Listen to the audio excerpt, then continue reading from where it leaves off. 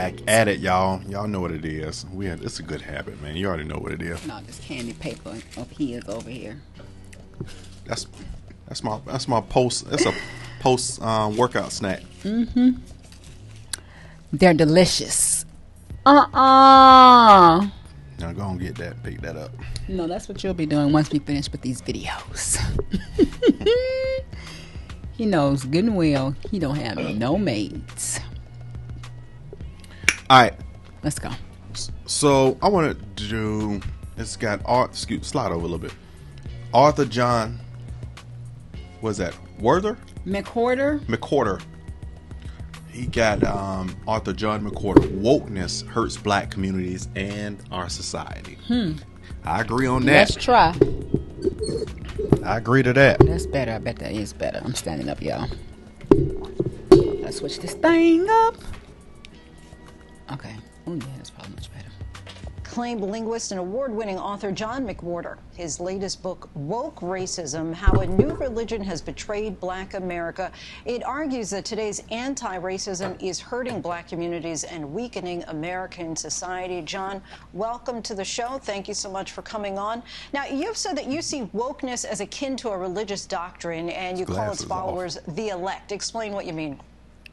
Well, what I mean is not that it's wrong to be awakened to oppressive realities, which is what woke meant about 10 minutes ago. But I mean, there's a certain kind of woke person who feels that it's their job to get people fired and to make people cry and to call people names and to call people white supremacists if they disagree with a very narrow, punitive way of looking at how race works. And I think that what's really going on is that all of us are so scared of being called a racist on social media that we pretend to agree with these people. And if this goes on much longer, these people's way of looking at things is going to be the way everything works. And I don't think that's what any of us want, except that sliver of what I call the elect. They think they're anointed. Right. And you write that America is now obsessed with discussing and acknowledging racism. But do you think that for too long we didn't talk about racism enough and that this country hadn't fully come to terms with our dark history, perhaps even still has not? You know, honestly, with all due respect, I don't know what that means. I would understand what that meant if it was 1960.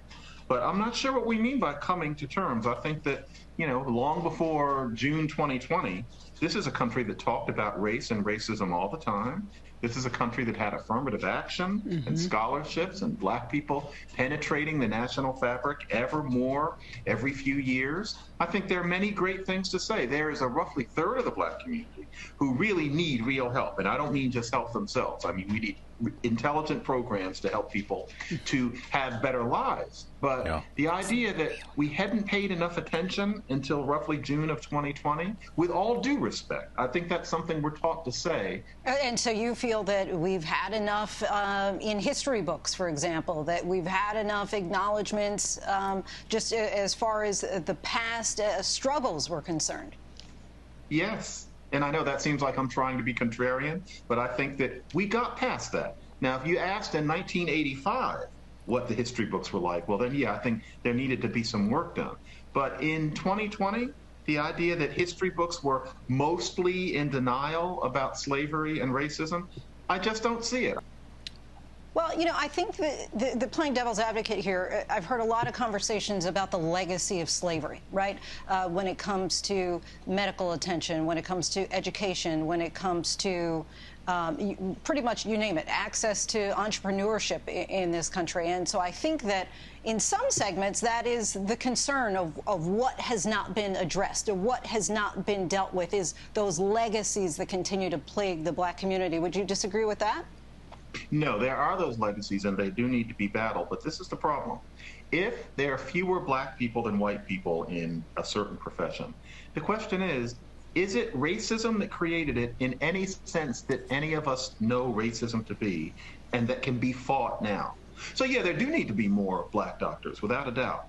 But is the reason that there aren't black doctors a racism that we can fight, as opposed to something that went on in the past, where fixing it now is going to be something other than battling racism? I'm very curious, your take on critical race theory, such a flashpoint right now. Why do you think that it can be problematic to teach children about the role of race and racism in our society? It is not problematic to teach kids about the role of racism in society. I have no problem with that. I have a problem with where it goes overboard, where a certain kind of teacher decides that they need to teach white kids that they are potential oppressors, and black kids that they need to beware being oppressed by whites, and taking white kids and black kids and putting them in different parts of the class, and having the whole curriculum be centered on the idea that racism needs to be battled. That's the problem. That's what a lot of parents are worried about. Now, there are some people who would like racism and slavery not to be taught in school. However, I don't think that's the majority of people who are involved in this debate. What somebody like me is worried about is when school becomes all about overturning power differentials, because even though you'd like to overturn them, that's one of about 100 things that school might be about. There are a lot of people saying that that should be the main thing kids are taught, because I think that kids should be taught early on to be good little leftist radicals. And I don't mean radical as a slur. But still, I don't think that schools should be teaching politics. And do you feel that racism is systemic in this country? I don't know what that question means. There are disparities between white people and black people that are conditioned often by definite racism in the past, and sometimes subtle racism now. But the answer to those questions, how you get past those things, is not always to look for something in the system that is biased against black people and eliminate it. I wish it were that easy, but it isn't. And that's why these things are hard. We're being taught that all of it is very simple and that it's all about just teaching white people that they're bad. I'm not sure how that helps poor black people who need help with their real lives. You certainly have a lot to say about today's cancel culture, that you feel that it's gone too far. Do you think that in the past few decades we've allowed too much? I don't know if I want to ask it this way, because I know that you don't necessarily, I don't know that you would classify it this way, but have we allowed too much overt racism?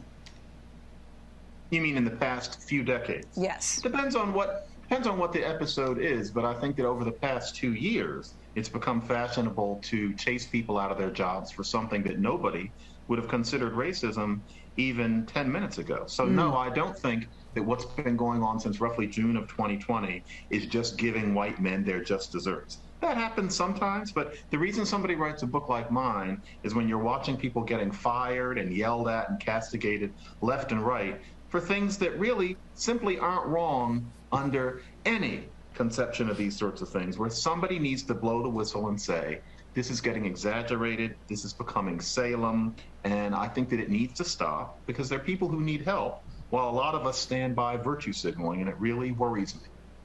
John McWhorter, Woke Racism, How a New Religion Has Betrayed Black America. It is available now wherever books are sold. Thank you so much for your time. Thank you very much.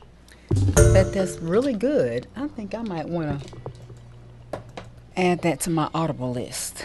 Get your read on. Oh, listen, if it's on Audible, yeah, that's the way to go. Man. I like how he said it. I like how he put it. He was like, yeah, these things this, and there are little bits of this, but that's not how people are using now today, you know, in this way. They like, you looked at me funny, I think he's a racist bigot. And he hates gays. You know, that's how it's coming out now. You're like, God, I just said, can I get the stapler? Yeah. Yeah. I do feel like it is, I don't know if I want to say put under the microscope, but I feel like microscope. I don't think this is going to last. I don't think it's going to last. Sometimes it's overly used. It's overly exercised. You know, I don't feel like that's every situation. I don't. And I don't like when people want to pull that card, you know, first. I don't think it's going to last. I think it's got a season. It's going to be a window of time, and I think we're going to be years down the line looking back and like, man, remember when folk were getting goofy with this right now? I feel like it's going to be something of the past. I don't think there's something of the future. Just like how we thought when the 19 hit, you know, we thought that everything would always only be virtual, and no, things went back to a normal status after a little time had passed. Things had gone back to their natural, healthy form. Yeah, I believe that's how it's going to go too with all that wokeness. That's a season. It's not going to last forever. Okay, well, I hope not, because it's a waste of energy and time. Goofy. It really is, and it hurts people and that's not the intention. That's what I don't like. If it's not the intention of the person and that's not what it is, but you want to make it for your own, make it fit your what perspective. What do you mean, the black pen? Stop. You're a racist bigot. Help him, y'all. Help him, please. Well, y'all be so goofy, man. That's so goofy to me, man. I guess from a position of, I've been in so many different positions that people would be like, how'd you get in these spots? And how you get in these roles? I'm like, man, y'all, it ain't even all the thoughts that you're thinking. It's not even like that in real life. But, all right, guys. Oh, back up. That's scared you? No, it's going to sound nasty coming through the mic. You have to back up when it's turned up like that. You need to keep a distance. All right, guys. All right, man. Like, comment, subscribe. Don't take a nose to have a comment down in the section below. If you want some more. Let's go. Some more.